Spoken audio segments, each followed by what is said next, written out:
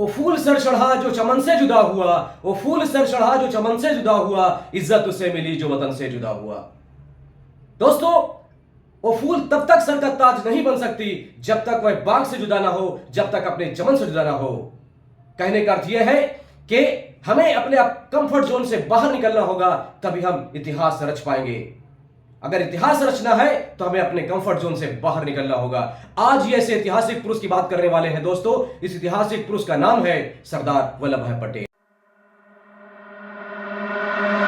नमस्कार दोस्तों, सरदार वल्लभ भाई पटेल का जन्म 31 अक्टूबर 1875 को गुजरात के नाडियाड जिले में हुआ। वह साधारण परिवार में जन्मे असाधारण प्रतिभा के धनी व्यक्ति थे। उन्होंने बैरिस्ट्री लंदन से पास करके भारत आए और उनका यह प्रोफेशन बहुत ही सक्सेसफुल चल रहा था।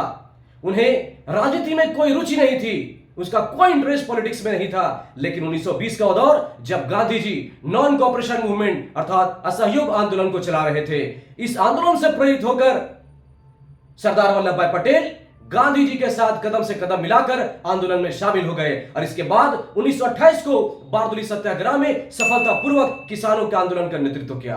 किसानों के सफल आंदोलन के नेतृत्व करने के कारण वहां के महिलाओं ने, वहां के लोगों ने उन्हें सरदार की उपाधि दे दी।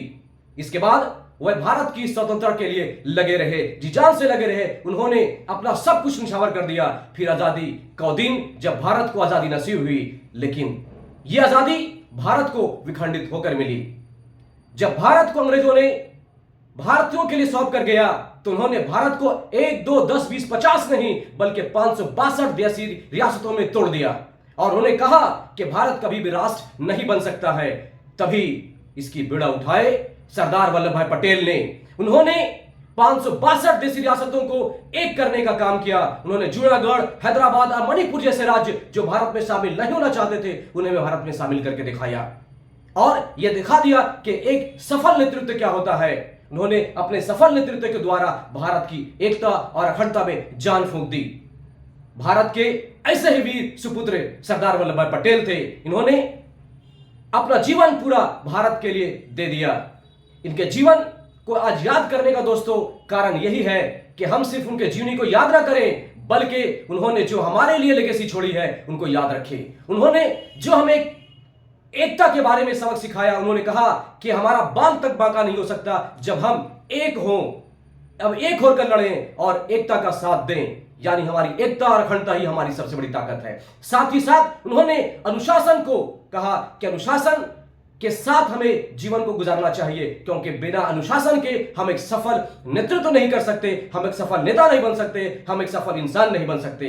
इसलिए कहा जाता है कि हम आंखें बंद कर घड़ी पर भरोसा कर देते हैं। क्यों करते आंखें बंद कर घड़ी पे भरोसा? क्योंकि हमें पता है कि वह निरंतर चल रहा है, यानी उसकी कंसिस्टेंसी, उसके अनुशासन को हम सलाम करते हैं। तो दोस्तों, हम भी अगर चाहते हैं कि हमारी भी कंसिस्टेंसी बने रहे, हमें भी लोग सलाम करें, तो हमें अपने घड़ी की तरह काम करना होगा। साथ ही साथ प्लूटो की इस बात को याद रखना होगा, जिसे मैंने कहा था कि प्लूटो अपने आप में एक ग्रह था, लेकिन बाद में जो वैज्ञानिकों ने प्लूटो को ग्रह की श्रेणी से बाहर निकाल दिया। लेकिन इस बात से उन्हें कोई फर्क नहीं पड़ा कि वह जो ग्रह है या नहीं है, लेकिन आज भी वो नियत अपने ही रास्ते पे चली जा रही है। इसका अर्थ यह है दोस्तों कि हमारे जीवन में भी हमारे आसपास बहुत सारे लोग ऐसे मिल जाते हैं जो हमारे बारे में बहुत चीजें कहते हैं, लेकिन हमें इन बातों से कोई फर्क नहीं पड़ना चाहिए कि हमारे बारे में लोग क्या सोचते हैं। यानी हमारा काम है आगे बढ़ते रहना।